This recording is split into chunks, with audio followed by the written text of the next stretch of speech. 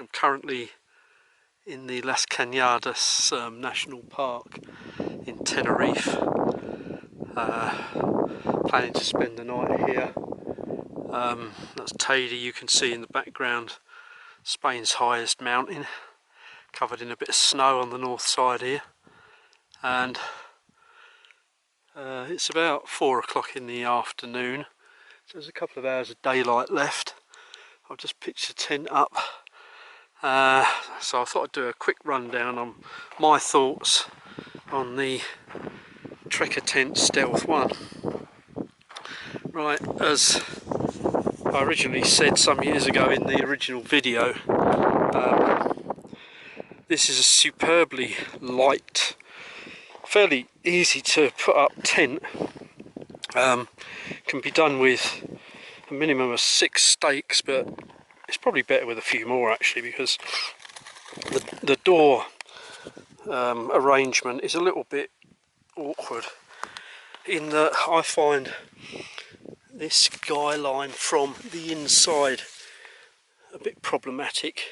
You have to remember that you really need, this needs to be inside the doors when they're zipped up. So really you need to measure the length of the tie out with the doors, but you can also peg the doors out like I've done there, and just keep one door closed like that, and then I fold the other one back. Also, if you want, there's fixings for guy lines down the middle of each side of the tent, which in extremely windy weather would probably be a good idea. Although once this tent's up properly, I have to say it's very strong and stable and sturdy. Haven't had any problems with it. I say it's very light, pack weight is extremely small, so it's superb for that. It weighs about 620 grams, using trekking poles to hold it up, like so. Fixes into a ring, brass ring in the top there, with a leather protector to stop it going through the top of the tent. And in the back, similar, but you have an external ring to put your trekking pole in there.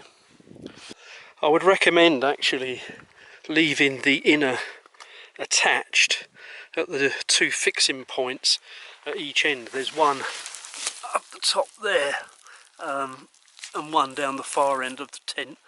There's no point in removing those. This is quite a small tent with the inner in. Internal space is quite limited, and crawling around down the back end of there trying to attach that is quite difficult. It's easy to pull the strings out to attach to the pegs, but it's not quite so easy to do that, so I would leave them attached personally. Internal space, this is the main drawback with this tent, is quite at a premium. There's not a great deal of room to do anything in here. There's reasonable porch space, but you haven't got much height, so sitting in it is almost impossible. You can do it, but you with the inner in, you'll probably find you're pushing up against the top of the tent. This is my only real criticism of this tent, but then again, that's the sacrifice you make for the superb lightness and small pack size. I've had absolutely no problems with anything in the construction of this tent. I've not had any rain come in. I did manage to make a small tear in the wall of the bathtub floor, which was my fault presumably. I've no idea how I did it, but I've fixed that up anyway, so that's not really an issue.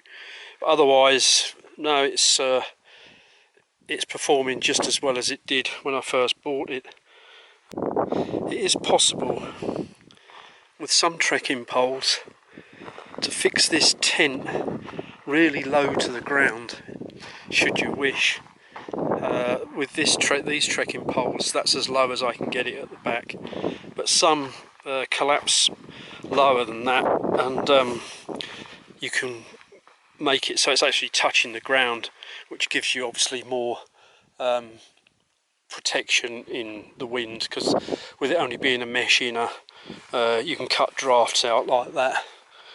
Other than that, there's not really a lot more to say about it. Obviously you can use it without the inner, in which case you'd have quite a lot more space, because there is a big gap between the inner and the outer tent, and you can pitch it lower to the floor if you want to use it as a tarp.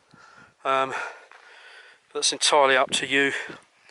But yeah, overall, with taking into account the limitations on size, this has proved to be a really good buy.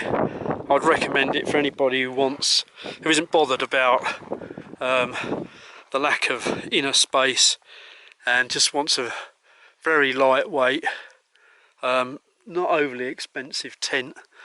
I think it's gone up slightly since I bought it. I paid about $165 for it.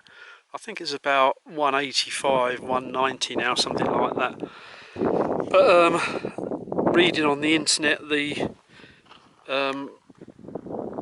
lead times for delivery are still an issue, so it may be worth checking that out before you order.